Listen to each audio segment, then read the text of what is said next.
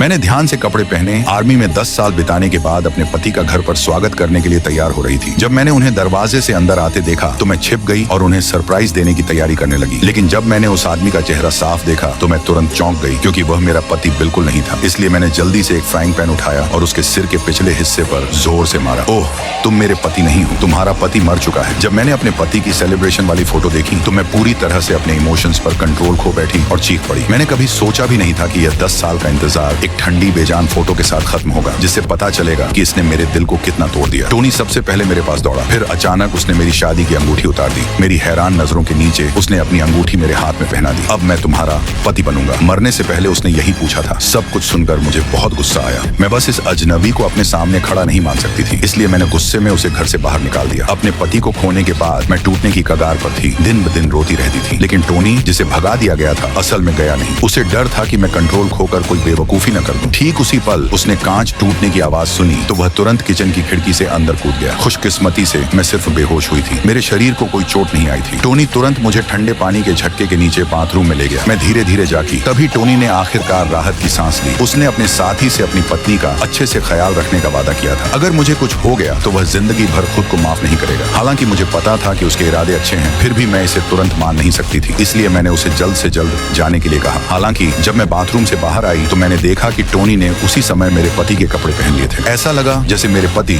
मेरे पास लौट आए हों। मैं उनके पीछे चली गई, धीरे से उनके कंधे पर टिक गई और सालों से जो भी चाहत और दर्द मैंने अपने अंदर समेटा था उसे बयां कर दिया। ये सुनकर टोनी का दिल टूट गया। फिर धीरे से मुड़ा, धीरे से मेरे चेहरे को सहलाया और उस पल से हम धीरे धीरे किस करने लगे। मैं धीरे धीरे उन्हें अपनाने लगी। हम हर दिन साथ में बर्तन धोते थे, साथ में पढ़ते थे और वो काम करते थे जो हम दोनों को पसंद थे। हमारी फीलिंग्स धीरे धीरे और मजबूत होती गई। जब भी वह मुझे फिर से चाहत में डूबते हुए देखते तो वह सोच समझकर मुझे खुश करने के लिए फूल लाते। धीरे धीरे मुझे एहसास हुआ मुझे सामने वाले आदमी से प्यार हो गया था। जैसे ही मैंने सब कुछ मानने का फैसला किया, टोनी ने अचानक अलविदा कहने के लिए अपनी यूनिफॉर्म वापस पहन ली। उसने कहा कि उसे एक इमरजेंसी मिशन मिला है और उसे तुरंत निकलना है। यह सुनकर मैंने जल्दी से अपने शरीर से दरवाजा बंद कर दिया, उम्मीद करते हुए कि वह मुझे छोड़कर नहीं जाएगा। लेकिन उसने कहा यह मिशन बहुत खास था और उसे रात होने से पहले बेस पर लौटना था। ये दिन उसकी जिंदगी के सबसे खुशी के पल थे। उसने वादा किया कि वह सुरक्षित लौटेगा और मुझसे कहा कि मैं मन की शांति के साथ उसका इंतजार करूं। टोनी को जाते हुए देखकर मेरा दिल हिचकिचाहट और दर्द से भर गया। मुझे कभी उम्मीद नहीं थी कि कुछ ही दिन साथ रहने के बाद वह इस आदमी से बहुत प्यार करने लगेगी। लेकिन जिस चीज की मुझे उससे भी ज्यादा उम्मीद नहीं थी वह यह थी कि टोनी के जाने के कुछ ही पल बाद